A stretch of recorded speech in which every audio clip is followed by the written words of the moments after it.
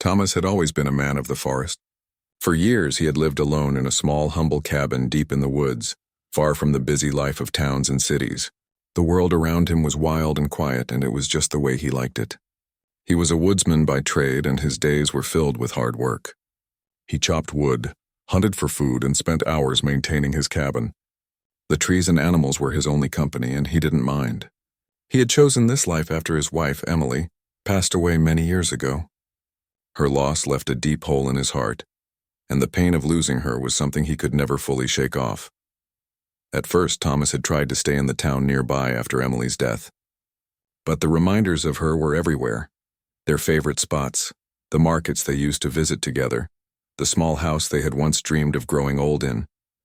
Every corner of that town whispered her name, and it made him feel as though he was drowning in memories. So one quiet autumn evening, he decided to leave it all behind. He packed a small bag, took his axe, and set out for the deep woods away from the crowded streets and constant reminders of his past. The forest gave him peace. There was something about the silence of the trees, the crunch of leaves underfoot, and the distant call of birds that made him feel at home. The woods didn't ask questions, didn't offer sympathy, and didn't try to fix what was broken. It just was, and that suited Thomas just fine. He built his cabin with his own 2 hands, each log carefully placed as he worked tirelessly to create a space where he could be alone with his thoughts. It was a small, cozy cabin, but to him it was everything he needed. The days were simple, and he had learned how to live off the land. He grew vegetables, hunted wild animals for meat, and collected rainwater to drink. Each day was a routine: chop wood, hunt, gather, eat, sleep, and it was a life he had grown comfortable with. But there were times when the solitude became too heavy. The long winters were especially difficult. The snow would fall for days on end, and the wind would howl through the trees. It was during these months that Thomas felt the most alone. His cabin would be surrounded by thick blankets of snow, and the world outside would disappear under a thick white veil. In the cold silence, he would sometimes catch himself longing for the sound of laughter, the warmth of another person nearby, even just a friendly voice. But then he would shake the thought away. He had chosen this life after all. He didn't need anyone else. Even though he tried to convince himself that he was content, deep down, Thomas knew there was a part of him that missed the company of others. He missed having someone to talk to, someone to share meals with, someone to help carry the weight of the long, lonely days. But he would never admit this to anyone, not even to himself. His pride wouldn't allow it. He had built this life for himself, and he was going to live it on his own terms, no matter how hard it was sometimes. Every few weeks, Thomas would take a trip to the nearby town. It was a small place with only a handful of people living there. He would buy supplies, trade his wood for goods, and speak briefly with the townsfolk. But he didn't stay long. He wasn't good at small talk, and most of the townspeople knew him as the quiet man who lived alone in the woods. They would greet him politely, but their conversations never went beyond the usual pleasantries. He preferred it that way. On one of these trips, as he was leaving the market with a sack of flour and a few other items, he passed by a woman sitting on a bench outside the general store. She was dressed in dark clothes, and her face looked tired, as though the weight of the world was on her shoulders. Thomas had seen her around town before, but he had never spoken to her. She was a widow like him, but unlike Thomas, she had not chosen a life of solitude. She had children, a young girl, a boy, and a toddler who was often carried on her hip. Thomas watched her for a moment, noting the way her shoulders slumped under the burden of motherhood. She seemed to be lost in thought, her eyes distant and sad. Thomas didn't know why, but something about her sorrowful gaze caught his attention. He found himself staring at her for longer than he should have, but before he could stop himself, he turned away and walked on. As he made his way back into the woods, the image of the woman lingered in his mind. He didn't know why he was thinking about her, but he couldn't shake the feeling that she was somehow important. He shrugged off the thought. It was none of his business, after all. He was a man who valued his solitude, and he had no place for complications in his life. But little did he know, his quiet world was about to change. Life, as it often does, had other plans for Thomas. It was the middle of winter when everything changed for Thomas. The snow had fallen heavily over the past few days, covering the world outside his cabin in a thick, unbroken sheet of white. The trees, usually so strong and proud, now stood like quiet sentinels in the snowstorm, their branches weighed down with the weight of the snow. Thomas was used to these kinds of storms. He had been through many winters in the woods and he knew how to prepare. He had enough firewood to last for weeks and his pantry was well stocked with dried meats, vegetables, and flour. He didn't mind the cold. In fact, there was something about the storm's wildness that made the cabin feel warmer, as if the world outside had frozen in time and left him in a bubble of comfort and peace. But this time the storm was different. It was fiercer, stronger, and seemed to go on forever. By the third day, Thomas noticed something strange. In the distance, through the curtain of snow, he saw a faint figure moving. At first, he thought it was just his imagination, a trick of the storm's swirling winds. But when the figure didn't disappear, Thomas stood up from his chair by the fire and grabbed his coat. The figure was coming closer, stumbling against the wind. As it neared, Thomas saw it was a woman, her dark hair tangled and wet from the snow. She was pulling a sled, but the snow had piled high, making it impossible to move forward. She looked exhausted. Her clothes tattered from the cold and her breath came out in sharp gasps, visible in the freezing air.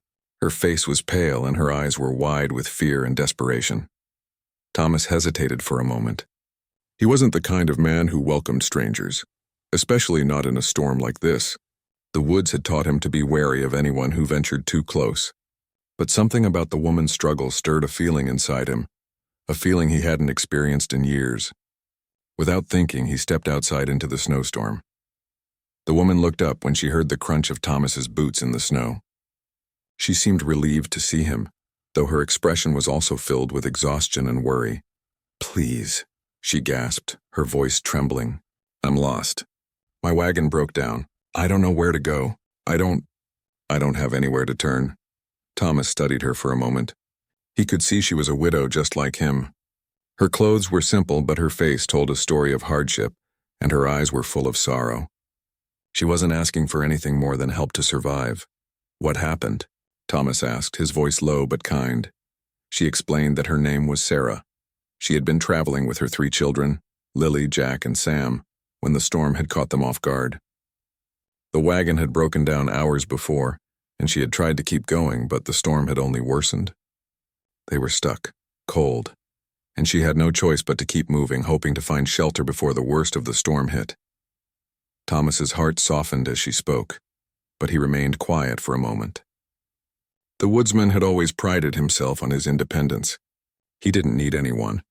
He didn't want to be burdened with anyone else's problems. But there was something in Sarah's face, the desperation, the exhaustion that tugged at him.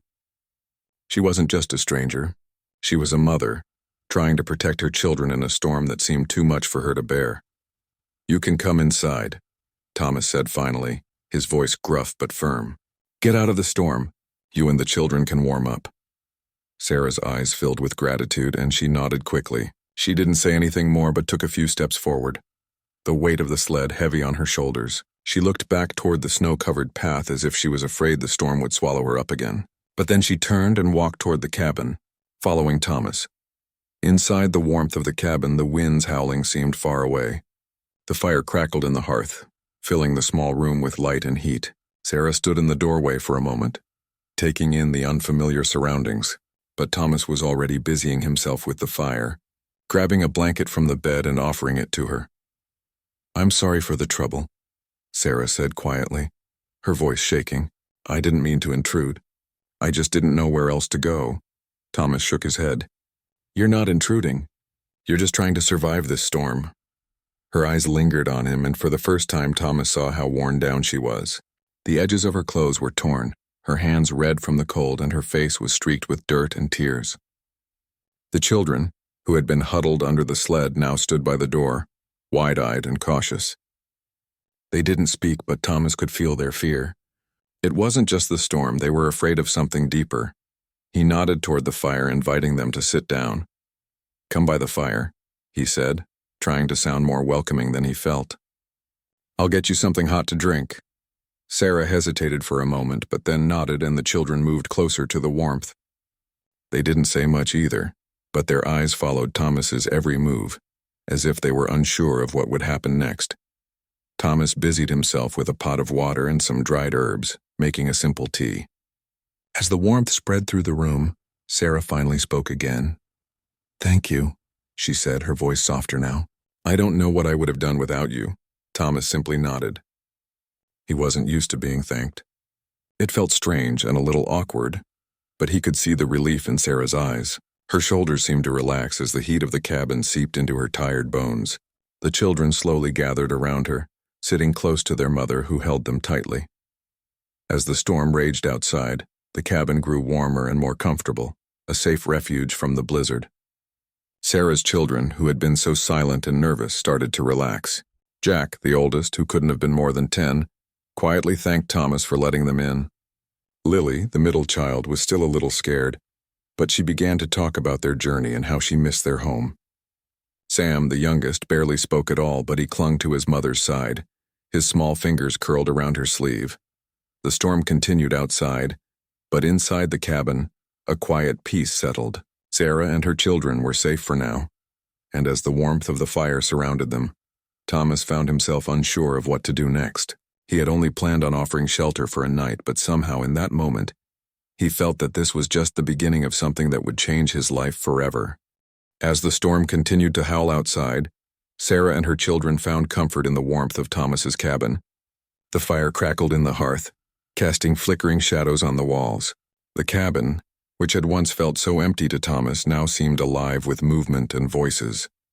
For the first time in years, he wasn't alone. The silence that had often been his companion was now filled with the sounds of laughter, whispers, and even the occasional clink of spoons against bowls. The days passed slowly, and what was meant to be a short stay stretched into more than a week. The snow kept falling, burying the world outside, and the storm showed no signs of letting up. Sarah and the children stayed close to the fire, trying to stay warm and rested, while Thomas kept busy with his usual work, chopping firewood, checking the traps he had set, and making sure there was enough food to last them through the storm. At first, Thomas kept his distance. He wasn't used to having others around, and he didn't know how to act. He went about his chores as usual, and when he came inside, he kept quiet, only speaking when it was necessary. But as the days passed, Sarah and the children started to feel less like strangers and more like part of the rhythm of life in the cabin. Sarah, though tired and worn, was kind and grateful for everything Thomas did. She would often thank him for his hospitality, her voice soft and sincere. She was a quiet woman, not one to ask for help unless it was absolutely necessary, and that made Thomas feel both grateful and uneasy. She wasn't demanding, and that gave him space to go about his days without feeling like he was being watched. The children, too, seemed to adjust quickly. Lily, the oldest, was around 12 years old, and she was the most curious of the three. She often asked Thomas questions about the forest, what animals lived there, where he found his food, and how he knew which trees to cut down. Thomas, who had spent most of his life learning from the land, was happy to share what he knew. He showed her how to tell the difference between different types of trees, how to track animals through the snow, and how to start a fire using only a flint and steel. Lily soaked it all in, her eyes bright with interest. She had never lived in a place like this before. Back home, her life had been much different, louder, busier, with fewer moments of quiet like the ones she now found herself in. But she was a quick learner, and soon she was helping Thomas with small tasks around the cabin, gathering firewood, setting up traps, and even helping him prepare meals. Jack, her younger brother, was around 8. He was more reserved, not as talkative as his sister, but he was no less interested in the world around him. Jack often watched Thomas from a distance, taking in everything with a thoughtful expression. One evening, when Thomas was outside chopping wood, Jack came to stand by his side. He didn't say anything at first, but after a few minutes, he asked in a quiet voice, "Do you miss your wife?" The question caught Thomas off guard. He stopped swinging the axe and looked at Jack, who was standing with his hands in his pockets, staring at the ground. There was something about the boy's honesty, his simple curiosity, that made Thomas pause. For a long time, Thomas hadn't spoken about Emily. Her memory was still a raw wound in his heart, and he wasn't sure how to talk about her without feeling that pain again. "I do," Thomas answered finally, his voice softer than usual. "I miss her every day." Jack didn't say anything else, but he stayed there with Thomas for a while, watching him work. The boy didn't need to say more. His quiet presence spoke volumes. As for Sam, the youngest, at just 4 years old, he was still too small to help with much, but he brought a sense of joy and innocence to the cabin. He was always running around, playing with his toys or trying to get the attention of the animals that wandered near the cabin. His laugh was bright and carefree, a sound that filled the space with an unexpected warmth.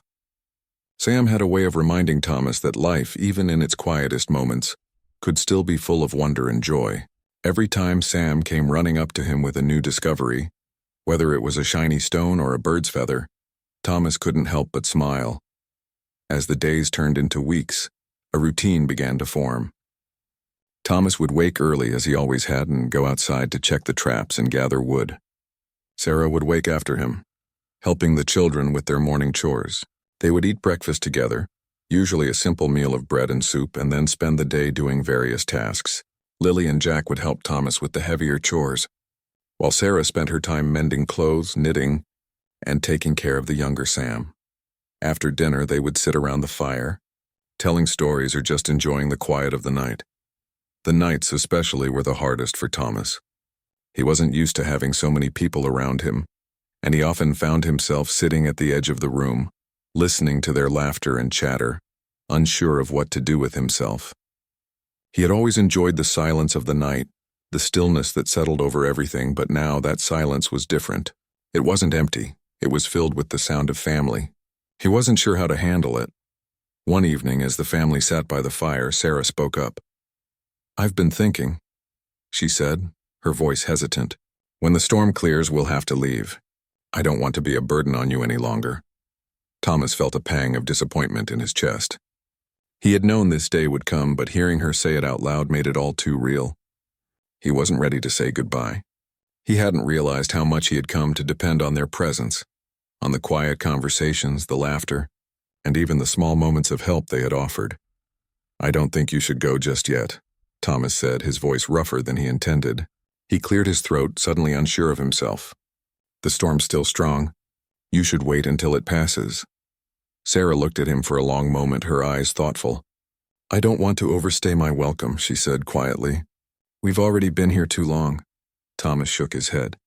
"You're not overstaying anything. You're welcome here." There was a pause, and for a moment the only sound was the crackling of the fire. Sarah smiled, but it was a sad smile, filled with the weariness of someone who had been through too much. "Thank you, Thomas," she said softly. "I don't know what we would have done without you." For the first time in a long while, Thomas didn't feel the need to hide behind his silence. He didn't need to say anything more. The words weren't necessary. They were family now, whether he was ready to admit it or not. Winter was slowly beginning to fade as the first hints of spring started to show themselves. The snow that had buried the world outside was melting away, leaving behind muddy paths and patches of green. The air had begun to feel less bitter, and there was a faint warmth to the sun that had been absent for so long. It was a welcome change, but for Thomas, the shift in seasons also meant something else, a difficult decision.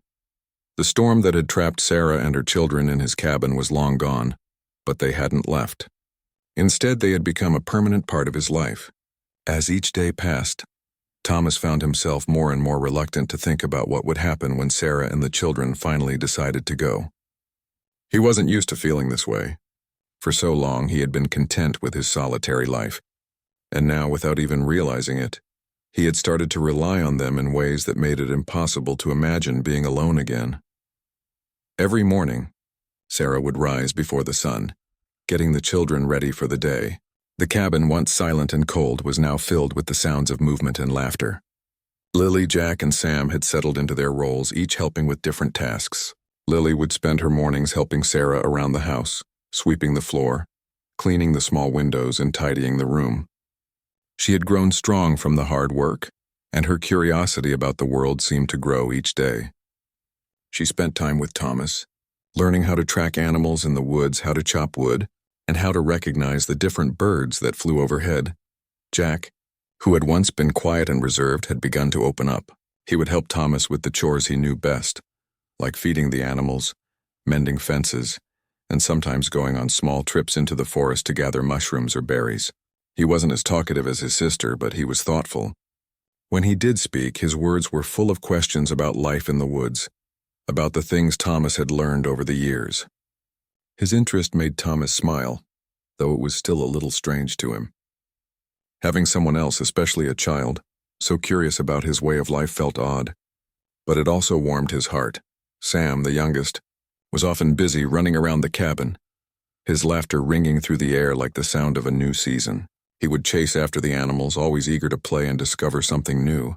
There was an innocence about him that made everything feel lighter. It was hard for Thomas to remember how his cabin had once felt cold and empty, for now it was full of life.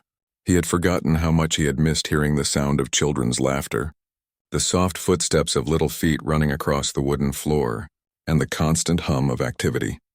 As the days turned into weeks, Thomas found himself growing more comfortable in his new role as a protector and provider. He had always been the one who took care of himself, who relied on no one but himself to survive in the harsh woods. But now he was caring for others. He was cooking meals for Sarah and the children, making sure there was enough firewood to last through the colder nights, and keeping an eye on their safety as they spent more time outside. It was a strange feeling for Thomas, who had lived for so long without anyone to worry about. But there was something in it that made him feel more fulfilled, more at peace. One evening, as they sat around the fire, Sarah finally spoke what had been on her mind for some time. She had been quiet, almost too quiet in recent days, and Thomas could tell something was weighing on her. "I've been thinking," she began, her voice gentle but firm. "I know we've been here a long time, and I'm grateful for all you've done for us, but when the weather clears, we should leave." "We can't stay here forever." Thomas's heart sank at her words. He had been expecting this, but hearing it out loud made it all feel real. He didn't want them to leave, not yet, not ever. The thought of returning to the empty cabin, the silence that had once been his only companion, filled him with a deep sense of dread. "I understand," he said slowly, his voice thick, "but I don't want you to go just yet. The weather's still unpredictable and there's no hurry." Sarah met his gaze, and for a moment neither of them said anything. The fire crackled in the background and the room seemed to hold its breath. Finally, Sarah spoke again, her voice softer this time. "I know we can't stay here forever, Thomas," she said, "but what I don't know is where we'll go. I don't have a home to return to anymore. Everything changed when my husband, when he—" She trailed off, her eyes clouding with grief, but then she steadied herself and continued. "I don't know what to do without a place to call home." Thomas's heart ached as he listened. He knew her pain. It mirrored his own. Loss had shaped both of their lives in ways they couldn't control, and the past was something they carried with them, even as they tried to build something new. But now, as Sarah sat before him, her face tired but resolute, he realized something. He didn't want to lose them. He didn't want to return to the life he had known before they had come into it. "I can't promise you everything," Thomas said after a long silence. "But what I can offer you is a place here. A home, if you want it. You and the children don't have to leave." Sarah looked at him, her eyes softening. She had known he was a kind man, but hearing him say those words filled her with a sense of hope she hadn't felt in a long time. For so long she had felt lost, uncertain of what her future held. But now here, with this man who had shown her nothing but kindness, she could see a new possibility, a future that didn't have to be defined by the past. "Are you sure?" she asked quietly. Thomas nodded, his voice steady. "Yes, I'm sure." The weight of those words hung in the air between them, and for the first time in a long while both Sarah and Thomas felt a sense of peace. The bond between them, which had slowly been growing over the weeks, had solidified into something deeper, something unspoken but understood. They weren't just strangers anymore, they were a family. The days that followed were filled with new routines. Thomas found himself making decisions that once would have been impossible. He thought about the future, about what it meant to open his life to others. He thought about Sarah and her children, how they had slowly become part of his world in ways that felt natural, not forced. It wasn't just the practical things like sharing the chores or cooking meals together. It was something deeper, a connection that could not be explained but only felt. They were his family now, and he would do whatever it took to keep them safe and happy. And so, with the arrival of spring and the end of the winter storms, Thomas's life had changed forever. The woodsman who had once chosen solitude over all else now had a family, one he never expected, but one that had become as necessary to him as the air he breathed.